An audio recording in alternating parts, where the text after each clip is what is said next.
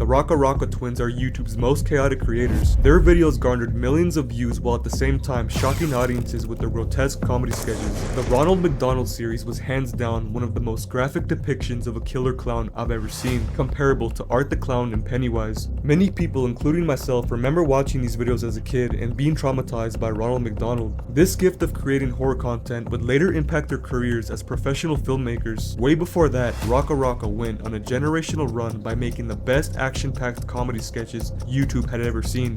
They combined different forms of pop culture to create spectacular masterpieces. Halo vs Call of Duty, Walking Dead vs Last of Us, and Marvel vs DC are just a few examples of their many viral creations. The RackaRacka twins made their videos with a few drops of gasoline, gunpowder, and practical stunts. They were able to deliver a thrilling experience to the viewer without a crazy Hollywood budget. This wouldn't come without several injuries, problems with law enforcement, and mistreatment from YouTube. The RackaRacka twins dedicated their lives to capturing the perfect shot, even if it meant putting themselves at risk. This involved performing their own stunts, using actual improvised explosives, and wreaking havoc on set. Their most viral videos are filled with chaotic energy that leaves the viewer feeling flabbergasted. YouTube was made for these types of videos. Raw, unfiltered madness with no limitations. The RackaRacka twins used YouTube as a way to sharpen their skills as directors in order to pivot into the film industry. We're gonna figure out how these comedy sketch YouTubers became famous horror movie directors. Grab a drink, chillax, this is gonna be a banger. Before the Ronald McDonald series, viral Facebook videos, and major collaborations, the RackaRacka twins spent their days playing outside with friends and family. Danny and Michael Flute were both born on November 13th, 1992.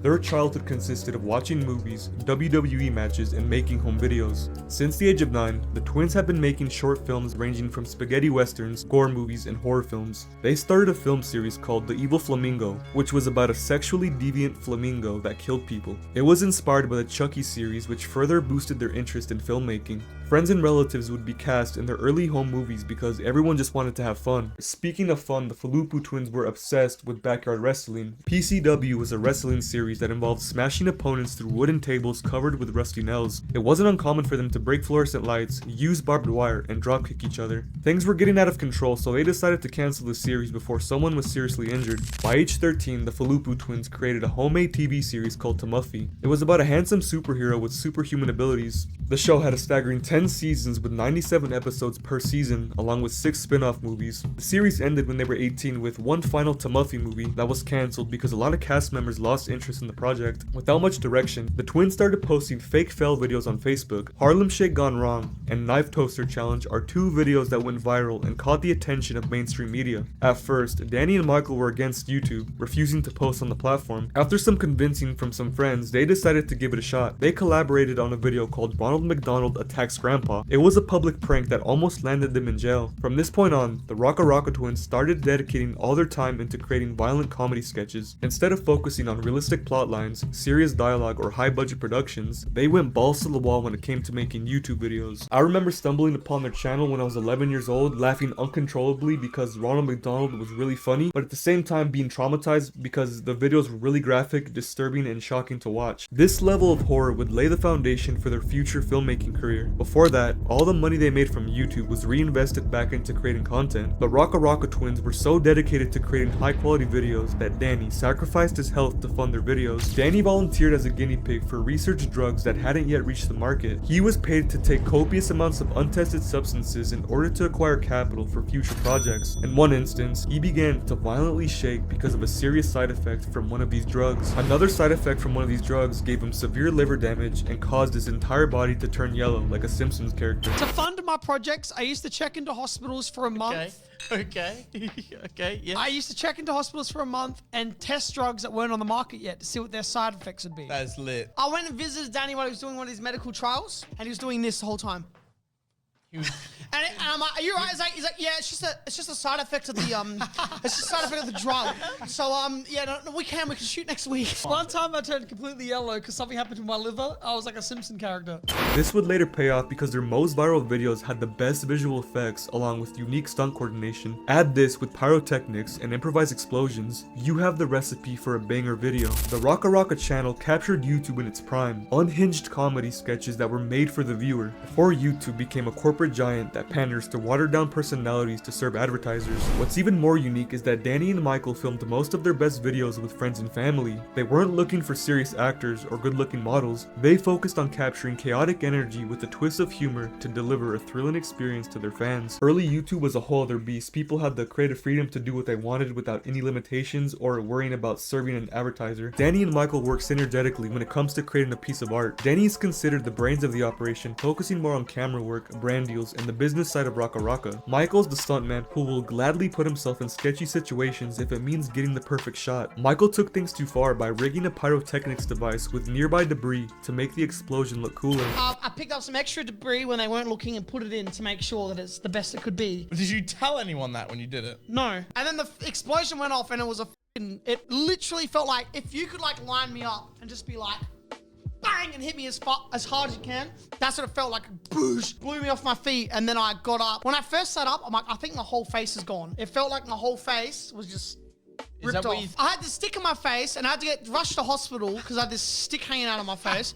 And I could feel the edge of the stick inside my gum. I was like, I could feel the stick and I was tasting the stick. He was rushed to the hospital and underwent emergency surgery. After waking up from his operation, he snuck out of his room and returned to set to finish filming. It wasn't uncommon for Michael to jump through windows, get hit by cars, or perform in backyard wrestling events. Ronald Beatdown Part 1 and 2 demonstrate Michael's passion for being a professional stuntman. These events involve the brutal beatings, lighting each other on fire, and slamming through tables. Every time Michael performs at one of these backyard wrestling events, he always leaves with several injuries. During one performance, he lost a piece of flesh off his back after another wrestler jumped off a balcony and smashed him through a table. His injuries required several stitches, but this didn't stop him from doing more wrestling videos. During the Granny vs. Ronald match, Michael was severely concussed after two wrestlers slammed him onto a pile of thumbtacks. The slam blew the joints off his face, but he couldn't stop the fight. To make matters worse, another wrestler smashed a guitar over his head, causing severe bleeding. The craziest stunt of the night involved Michael and his co-stuntman jumping off a high-ledge viewpoint, crashing down on 4 tables. Both of them left with several injuries, including a broken nose, concussion, and dislocated jaw. Aside from the wrestling series, their most viral videos are the Versus series. Danny worked with the visual effects artist to engineer epic battle scenes. Both Michael and Danny edit their videos 50-50, but Danny prefers to be behind the camera because Michael isn't the best cameraman. Since they had a bigger budget than usual, they were able to hire a stunt team and use practical devices to create action-packed fighting scenes. Not only that, the videos were filled with pyrotechnics, explosions, and more blood. The twins now had the ability to film inside a warehouse, which gave them more freedom to wreak havoc. During the filming of Walking Dead vs. Last of Us, they crashed a car through the wall and set a man on fire. In Halo vs. Call of Duty, they used visual effects to create a cinematic action sequence. To make things even better, they used a massive crane in Marvel vs. DC to drop a car onto Superman. The RackaRacka twins now had a taste of what it was like to have a higher budget. Around the same time, they flew to Norway and were given the opportunity to direct 2 commercials. They hit a milestone of 1 million subscribers in 2016. They had no plans of slowing down, creating more death-defying videos and making appearances on several award talk shows. The twins started collaborating with famous YouTubers, Hollywood celebrities, and controversial figures. They even started a vlogging series that combined scripted sketches with everyday life. KSI, Jake Paul, and PewDiePie would also appear in some of their later videos. Around this time, Hollywood producers reached out to RackaRacka asking them to film a promotional video for an upcoming movie. Avenging Deadpool was a promo video with Ryan Reynolds, Ajax, and the writers of Deadpool. Another video involved Michael interviewing Ice Cube and Charlie Day to promote Fist Fight. About a year later, famous WWE legend Rey Mysterio made an appearance on the RackaRacka channel when they filmed a video on Haunted Doll Island. The twins gained more publicity after filming an underwater car prank that landed them in legal trouble. They even collaborated with Riley Reid in an attempt to sell her bathwater. During the late 2010s, the channel was ranking in millions of views but couldn't be monetized. As a matter of fact, a good majority of their videos are age restricted, shadow banned, and unable to reach broader audiences. Danny and Michael have spoken face to face with YouTube's monetization team about their channel's eligibility but can't come to an agreement. Half of them argue that their content doesn't fall under YouTube's guidelines, while the other half says it's protected under artistic expression. Mistreatment from YouTube was a blessing in disguise. The twins were able to pivot into a new industry that would put their skills to the test. Breaking into the film industry wouldn't come without several obstacles. First of all, going from 5-minute comedy sketches to full-length 90-minute films is a huge difference. A lot of people didn't respect them because they saw them as YouTubers trying to become film directors, so they had a lot to prove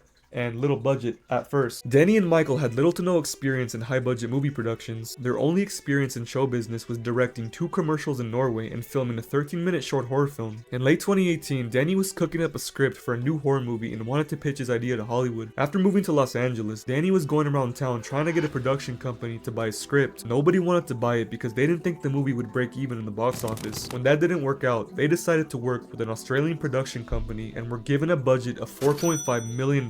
This was a game changer. The Flute twins now had the resources to make their dreams come true. Making this movie wasn't gonna be easy. Holding people's attention for a 5-minute YouTube video is far different from creating a 90-minute horror movie. Not only that, many crew members doubted their ability as directors because they were YouTubers transitioning into filmmaking. What's even more intriguing is that Danny wrote this movie by using his own fears, traumas, and personal experiences to create a horror story. Talk to Me premiered at the 2023 Sundance Festival and was well received by directors, film enthusiasts, and critics. American filmmakers like Jordan Peele and Ari Aster complimented Danny and Michael for their unique horror movie that brought something new to the table. Major Hollywood production company A24 purchased their movie and released it for American audiences in July of 2023. The movie cost $4.5 million to make and earned $92 million from box office sales. They were going against Oppenheimer and Barbie and were still able to rake in $87 million from profit in their first movie. Now that's an accomplishment. RackaRacka's core fan base was happy to see them evolve from comedy sketch YouTubers into full-time movie directors. The RackaRacka twins are YouTube's most chaotic creators, not because they've been arrested on numerous occasions, perform their own stunts, and create exhilarating videos. It's because they combine a fearless attitude with unbreakable ambition. Danny and Michael's YouTube career highlights their visceral creativity and dedication to making high-quality content. They didn't focus on trying to make money or appeasing advertisers. Instead,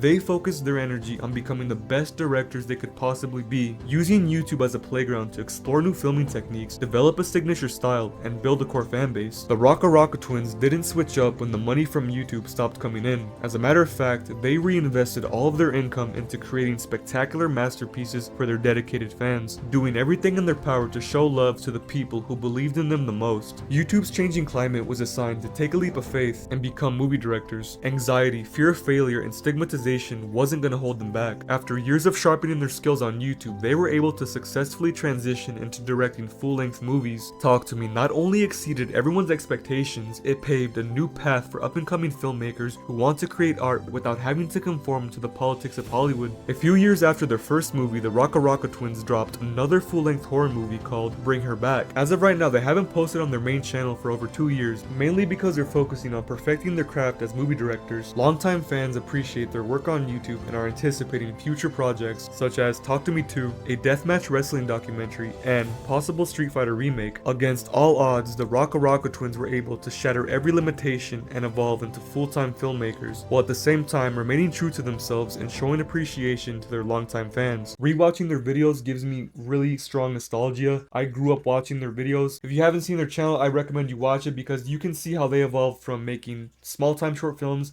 into full-length horror movies. I still haven't seen their new movies because I don't like scary movies. No, I can't watch scary movies anymore. That stuff goes into your subconscious mind and you get nightmares, bro. But for them, I'll give it a look to see what it's all about. Thanks for watching. Share this video with a friend. If you enjoyed watching RackaRacka growing up, leave a like, comment your favorite video, and I'll see you in the next one, dude. Hey!